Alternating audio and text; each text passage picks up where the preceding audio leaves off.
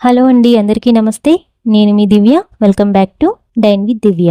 ఇవాల్టి మన dyne with దివ్యలో శ్రావణ మాసం స్పెషల్గా ఈ వరలక్ష్మి వ్రతానికి ప్రసాదంగా చేసుకోవడానికి పులిహోర రెసిపీని మీతో షేర్ చేస్తున్నాను.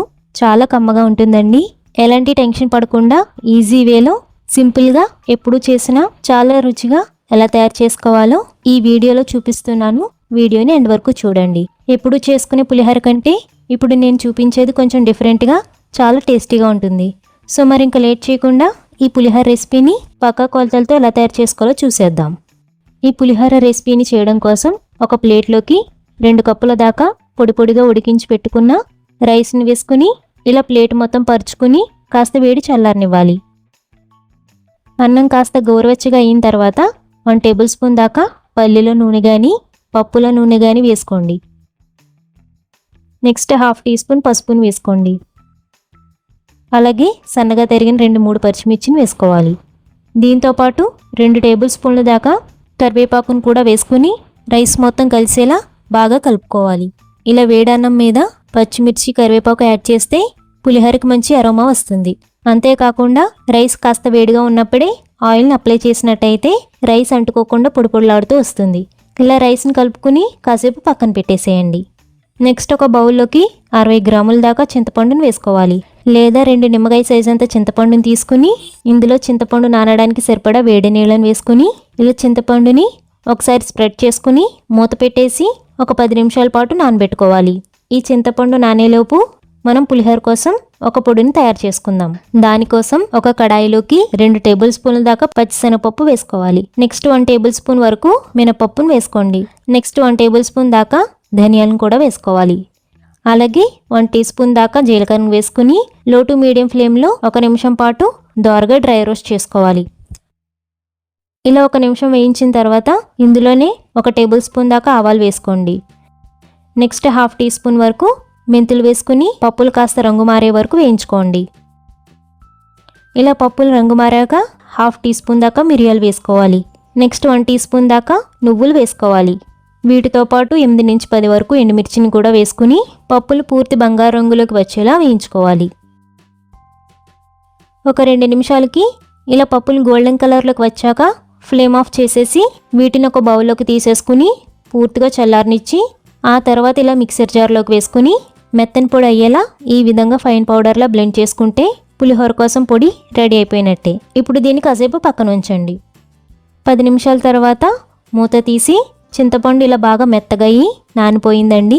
దీన్ని మనం కాస్త చిక్కగా పులుసుని పిండుకోవాలి. ఇలా చింతపండు పిండడం కష్టంగా అనిపిస్తే మిక్సర్ జార్లో కూడా వేసుకుని మెత్తగా పేస్ట్ చేసుకుని కూడా పులుసులో చేసుకోవచ్చు. ఈనులు పిక్కలు లేకుండా ఈ విధంగా ఒక స్టైనర్లోకి వేసుకుని వడగొట్టుకుంటూ పులుసులో చేసుకోవాలి. ఇలా చింతపండుని మొత్తం పులుసులో తీసేశాక కన్సిస్టెన్సీ ఈ విధంగా ఉండాలి. ఇప్పుడు మనం ఈ పులుసుని తాలింపు పెట్టి అందులో వేసుకోవాలి. దానికోసం కడాయిలోకి 1.5 టేబుల్ స్పూన్ల దాకా పల్లీల నూనె కానీ పప్పుల నూనె కానీ వేసుకుని వేడి చేశాక ఇందులో 2 టేబుల్ స్పూన్ల వరకు పల్లీలను వేసుకుని లో ఫ్లేమ్లో పల్లీలు లోపల నుంచి వేగేలా ఒక 2 నిమిషాల పాటు వేయించండి. ఇలా ఒక 2 నిమిషాలు వేయించిన తర్వాత ఇందులోనే 2 టేబుల్ స్పూన్ల దాకా జీడిపప్పును కూడా వేసి జీడిపప్పు కాస్త రంగు మారే వరకు వేయించుకోవాలి. పల్లీలు జీడిపప్పు కొద్దిగా రంగు మారి వేగిన తర్వాత ఇందులోనే 1 టేబుల్ స్పూన్ల దాకా పచ్చిశనగపప్పు వేసుకోండి. నెక్స్ట్ 1 టేబుల్ స్పూన్ వరకు మినపప్పు వేసుకోవాలి. అలాగే 1 టేబుల్ స్పూన్ వరకు ఆవాలు వేసుకుని ఒక 2 నిమిషాల పాటు లో ఫ్లేమ్లోనే వేయించుకోవాలి. ఇప్పుడు ఇందులోనే సన్నగా తరిగిన 4-5 పచ్చిమిర్చిని వేసుకోండి. అలాగే 3 ఎండుమిర్చిని ముక్కలు చేసి వేసుకుని 1 నిమిషం పాటు వేయించండి. 1 నిమిషం వేయించాక 2 టేబుల్ స్పూన్ల దాకా కరివేపాకు 1 టీ స్పూన్ దాకా ఇంగువను కూడా వేసుకుని పప్పులు గోల్డెన్ కలర్లోకి వచ్చే వరకు వేయించుకోవాలి. ఇలా తాలింపు అంతా చక్కగా వేగిన తర్వాత ఇందులో ముందుగా తయారు చేసి పెట్టుకున్న చింతపండు పులుసుని వేసుకోవాలి. ఇందులో రుచికి సరిపడా ఉప్పును కూడా వేసుకోండి. నెక్స్ట్ 1/2 టీ స్పూన్ పసుపును వేసి లో ఫ్లేమ్లోనే ఒకసారి అంతా కలిసేటట్టు బాగా మిక్స్ చేయండి. చింతపండు పులుసు కాస్త వేడయ్యి ఉడకడం స్టార్ట్ అవుతున్నప్పుడు ఇందులో గ్రైండ్ చేసి పెట్టుకున్న పులిహోర పొడిని మొత్తం వేసేసుకుని ఉండలు లేకుండా బాగా కలుపుతూ పులుసుని చిక్కబడే వరకు ఉడికించాలి. ఇలా కలిపాక ఇందులోనే ఒక 2 టేబుల్ స్పూన్ల దాకా బెల్లాన్ని వేసుకుని కలుపుతూనే బాగా చిక్కబడనివ్వాలి. ఇలా ఒక 5 నిమిషాలకి పులుసు అంతా చిక్కబడి ఈ కన్సిస్టెన్సీలో ఉండాలి. చల్లారితే ఇంకాస్త దగ్గర పడుతుందండి. కాబట్టి మరీ చిక్కగా కాకుండా ఇలా ఉడికించుకుంటే సరిపోతుంది. ఈ స్టేజ్లో ఫ్లేమ్ ఆఫ్ చేసేసి ముందుగా చల్లారబెట్టుకున్న రైస్లోకి మీరు తినే పులుపుని బట్టి చూసుకుని యాడ్ చేసుకుని రైస్లో కలిసేలా బాగా కలుపుకోండి. ఇక్కడ నేను ఒక 3 నుంచి 4 స్పూన్స్ క్వాంటిటీ ఉండేలా పులుసుని యాడ్ చేసుకుంటున్నాను. అయితే ఇక్కడ నేను మళ్ళీ సాల్ట్ని యాడ్ చేయట్లేదండి, పులుసులోనే యాడ్ చేసేసాను కాబట్టి మీకు సరిపోకపోతే యాడ్ చేసుకోవచ్చు. ఇలా పులుసు మొత్తం రైస్లోకి కలిసేలా మిక్స్ చేసేసాక ఈ పులిహోరను మొత్తం ఒక బౌల్లోకి ట్రాన్స్ఫర్ చేసేసుకోవడమే. ఈ కొలతలతో చేశారంటే ఎప్పుడు చేసినా అదే రుచి, అదే కమ్మదనం వస్తుంది. సో ఇలా తయారు చేసుకుని అమ్మవారికి నైవేద్యంగా పెట్టి ఆ తర్వాత మీ కుటుంబ సభ్యులతో ఆనందంగా షేర్ చేసుకోండి. అంతేకాకుండా ట్రై చేశాక మీకు ఎలా టేస్ట్ కుదిరిందనేది మన ఛానల్ కామెంట్ సెక్షన్లో నాతో పంచుకోండి.